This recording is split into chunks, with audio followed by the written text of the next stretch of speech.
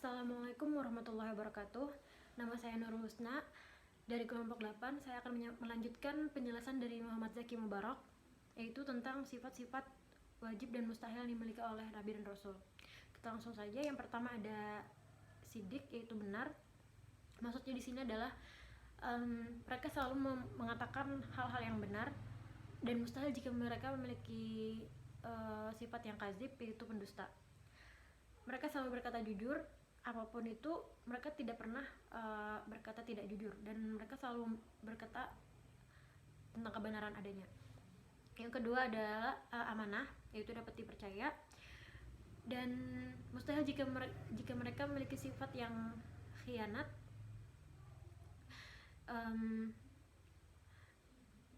Mereka selalu menyampaikan amanah apapun itu, dan pada dasarnya tidak pantas seorang nabi dan rasul itu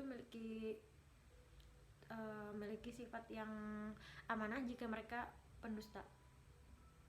Yang ketiga ada tablik, yaitu menyampaikan apa saja yang diperintahkan oleh Allah, dan mustahil jika mereka memiliki sifat yang kitman, yaitu tidak menyampaikan.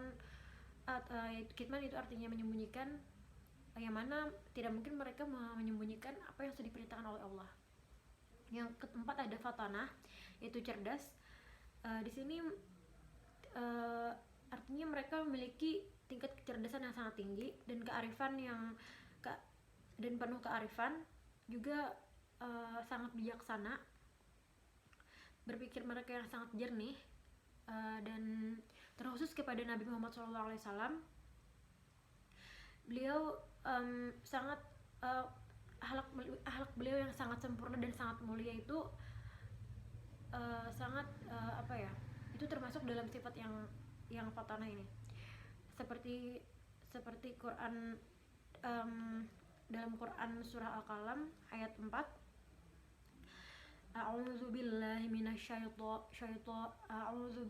minasyaitonir rajim. Bismillahirrahmanirrahim. Wa innaka la'ala khuluqin 'azim. Shadaqallahul 'azim. Dan sesungguhnya engkau benar-benar berbudi pekerti yang luhur. Lalu kita masuki mukjizat para nabi dan rasul. Nah, di sini mukjizat adalah suatu kejadian yang luar biasa yang mana dialami oleh para nabi dan rasul pada saat itu atas kekuasaan Allah Subhanahu wa taala. Di sini perjuangan tidak gampang sebagai nabi dan rasul itu dalam menyampaikan dakwahnya itu tidak semudah yang kita bayangkan. Banyak masyarakat yang tidak menerima apa yang mereka sampaikan, sehingga banyak orang berpikir bahwasanya mereka banyak berpikir bahwasanya mereka hanya seorang penyihir, seorang pembohong. Dengan begitu,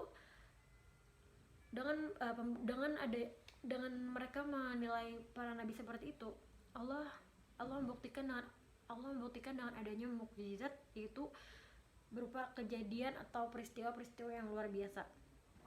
Nah, di sini mukjizat itu terbagi dua. Yang pertama adalah bersifat material, yang mana bersifat material ini adalah yang dapat dilihat atau dirasakan oleh panca indera kita. Seperti misalnya contoh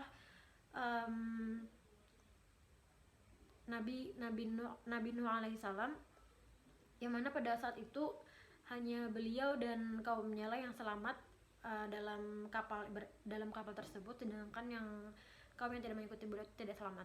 Itu dapat dirasakan dan dapat dilihat oleh panca indera kita.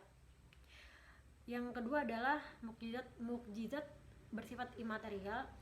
Ini adalah mukjizat yang tidak dapat dilihat atau dirasakan oleh panca indera kita, tetapi ini hanya dapat diketahui oleh akal dan pikiran yang jernih. Seperti contohnya mukjizat Nabi Muhammad SAW, yaitu berupa Al-Quran. Lalu kita masuki adanya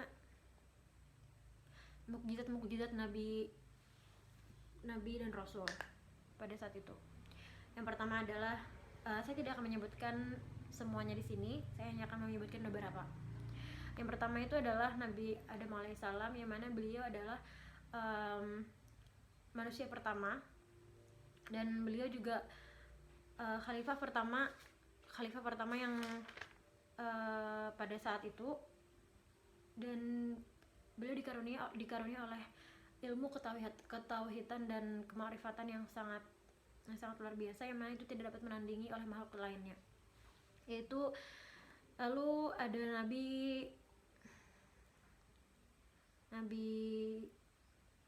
siapa ya? Nabi Yusuf misalnya, yang mana Nabi Yusuf ini beliau dapat dikaruniai oleh wajah yang sangat tampan. Pada saat itu juga banyak wanita-wanita yang menyukai beliau karena ketampanannya. Lalu beliau juga dapat menafsirkan sebuah mimpi, dan pada saat itu kebetulan beliau juga bisa menafsirkan mimpi seorang raja. Lalu juga ada Nabi Musa alaihissalam. Nabi Musa ini beliau pada saat itu tongkat beliau itu dapat berubah menjadi ular, dan tongkat beliau itu dapat membelah Laut Merah.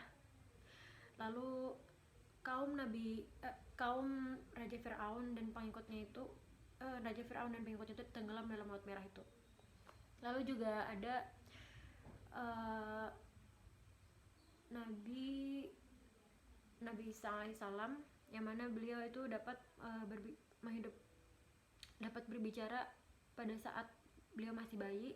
Beliau tidak memiliki seorang ayah, dan beliau dapat menciptakan burung dari tanah, yang mana pada saat beliau memegang tanah itu lalu berubah berbentuk burung. Ketika beliau tiupkan, tanah itu dapat berubah menjadi burung.